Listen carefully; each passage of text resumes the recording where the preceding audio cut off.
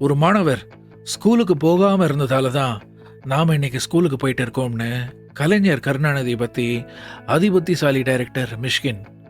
ஷப்பா மிஷ்கின் மிஷ்கின் மிஷ்கின், நீ கண்ணாடி வேற போட்டுக்கிறியா? அதனால கிண்டலா பேசினாலும் பர்ஃபார்மன்ஸ் பண்ற மாதிரியே பேசுற பத்தியா, உன்னை நான் பாராட்டுறேன்.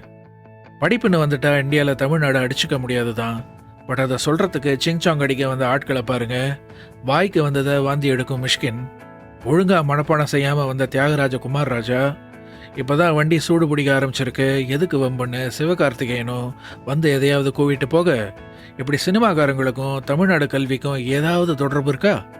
இல்லை அப்படி படித்து புரட்டி போட்ட அறிவாளிகள் அதுகள்லாம்? திராவிட மாடல் சுண்ணாம்பு மாடல்னு எவ்வளோ மிளகா அரைச்சாலும் வாங்கிக்கிற மக்குகளாகிய மக்கள் இருக்கிற வரைக்கும் இவங்களெல்லாம் குத்தம் சொல்லி தப்பே இல்லை. மக்களுக்கு இதுவும் வேணும், இன்னமும் வேணும். எப்பா விஜய், நீயாவது வந்து ஒழுங்கா இருப்பியா? யார் பேச்சிலையும் செயல்லையும் நேர்மையே தெரியாத இந்த அரசியல் ஹைனாக்கள் 2026 அடிச்சுக்க போகுது. பார்ப்போம், இன்னும் அந்தர்பல்ட்டி அடிக்க நிறைய நாள் இருக்கு. அது அந்த வாய், இது இந்த வாய்னு சொல்றதுக்கும் டைம் நிறைய இருக்கு. அது வரைக்கும் நாமளும் சொல்லி வைப்போம், வாழ்க திராவிட மாடல், வாழ்க நிதி என்கோ.